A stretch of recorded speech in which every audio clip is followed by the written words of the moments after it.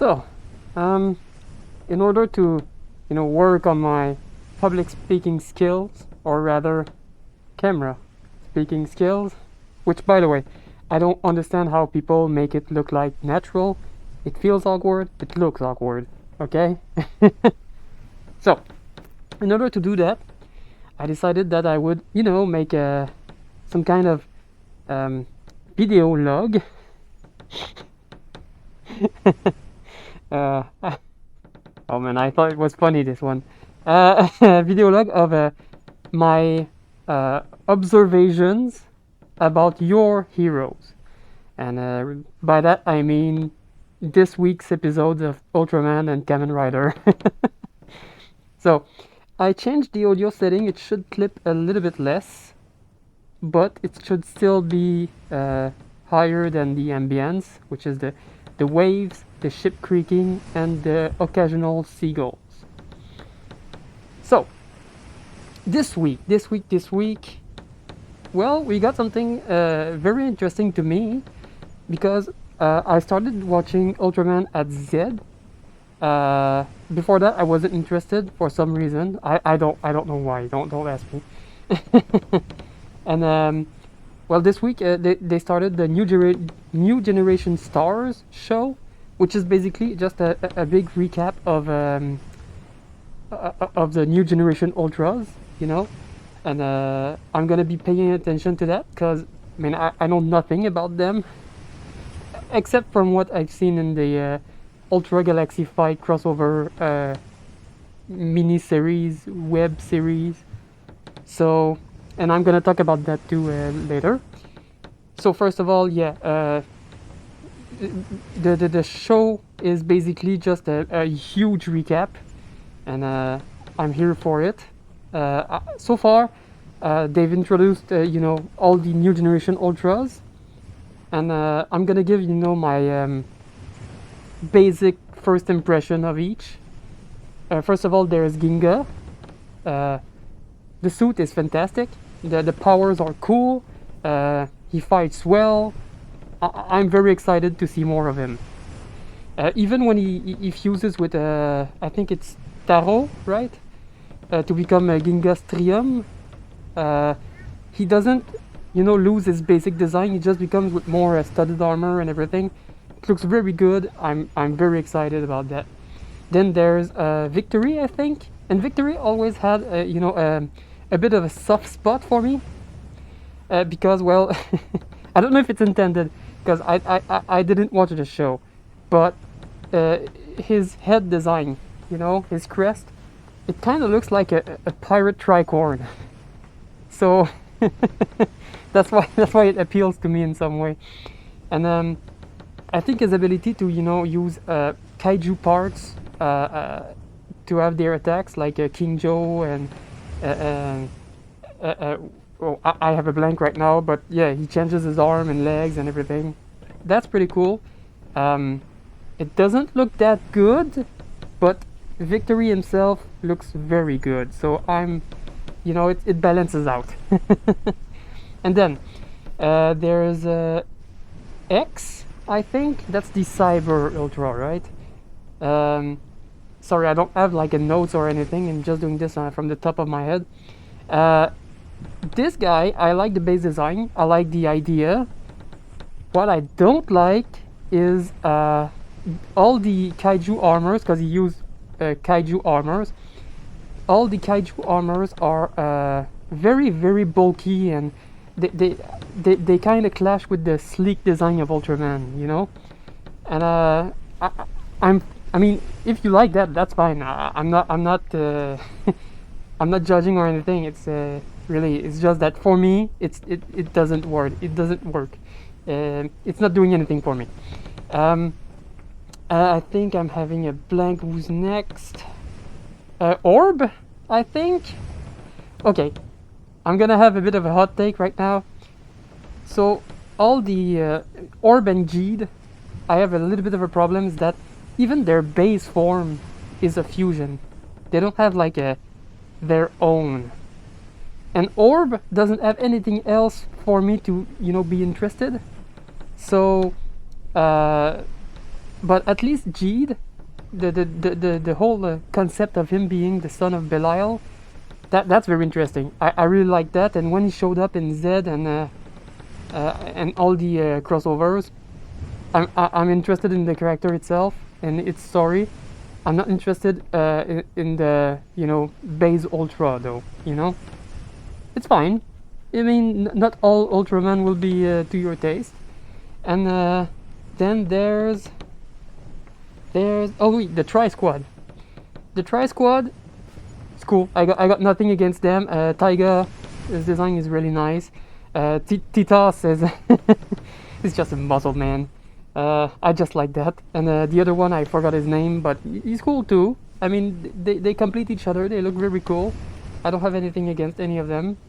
And Zero. Zero is a badass. That's it. I mean, it's ridiculous. Every time he shows up in the crossovers, he steals the spotlight. I mean, okay, Reboot really does, but he's not in the new show, so we're not gonna talk about him right now. And then there's Zed, and he also talks about Trigger and Decker, which I already watched, so I'm not gonna elaborate too much on them. But yeah, the show's gonna be interesting. It's gonna teach me about some of the ultras I haven't got as much exposure, and I'm really looking forward to it. And then there's the Ultra Galaxy fight, the Destined Crossroad. It was the 10th episode. I don't know if it's the last. It feels like the last one. I mean, it kind of finishes, and there's gonna be spoilers, by the way. It kind of finishes when when Absolutian, Tartarus, and the Ox one, when they show up in Trigger's world. So Trigger's timeline, actually, because it's actually in the past for some reason, and that's when also Reboot also showed up, and that's cool. But the episode itself, I mean, it's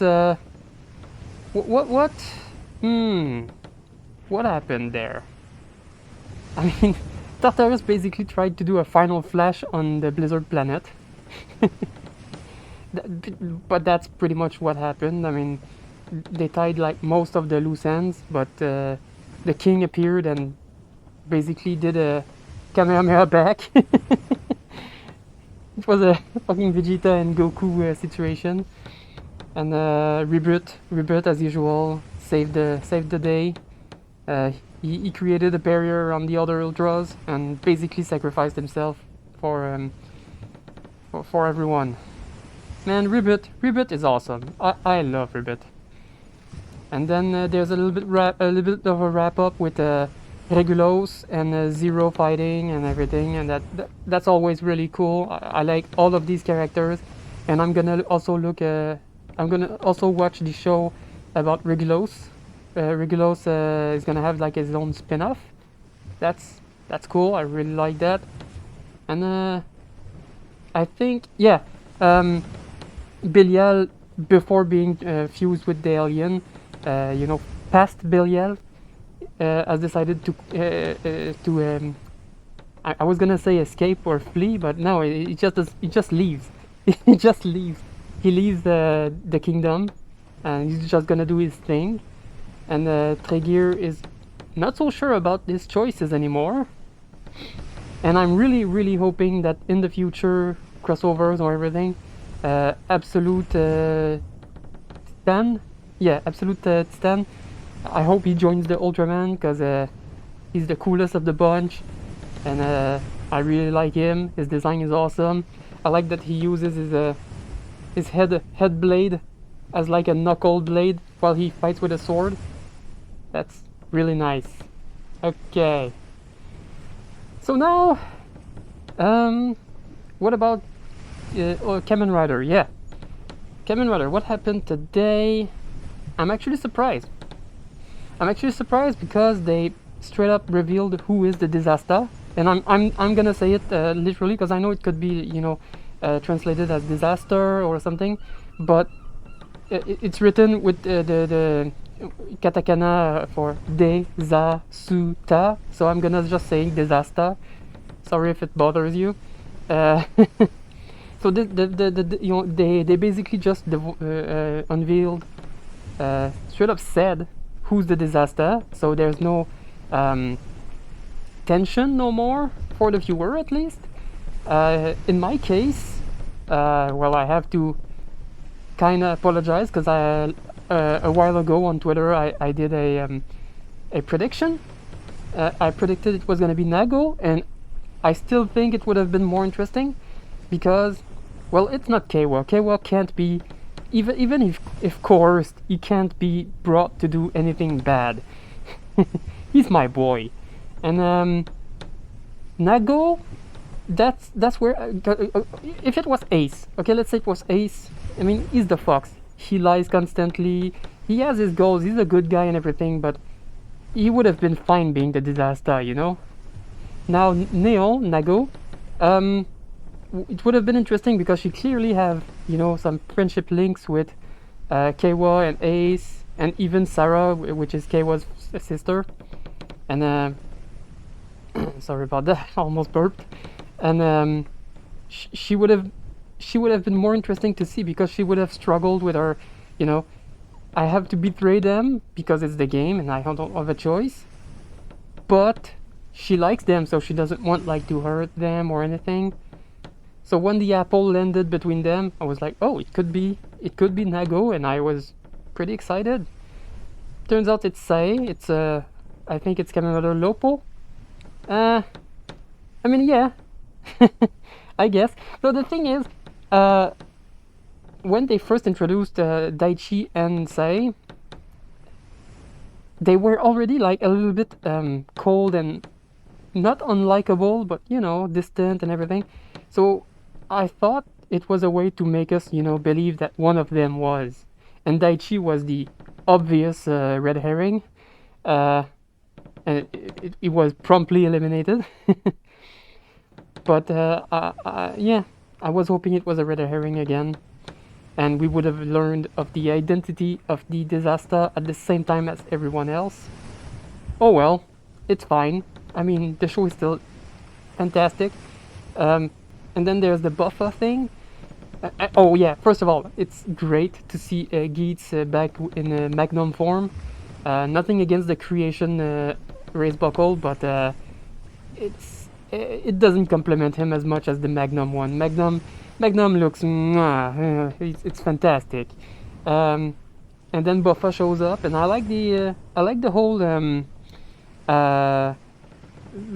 Gaim Baron thing they got going, you know, where Michinaga is not a bad guy per se, but he's you know, he's a little bit misguided. And so in his thirst for power and trying to defeat all the riders, well, he basically became a Yamato, and I'm really excited to see more of that. The combat scene, actually, you know, the fights in Geats, I have to comment on that. They're all fantastic to look at. I mean, they're all so they're so interesting. A lot of seasons, it's just fighting, and you're like, yeah, I mean, there's CG effects which flashes in your eyes, but the fight themselves, the choreographies, they're not that impressive. The closest one that comes back to my mind when I think about that is Valkyrie in 01.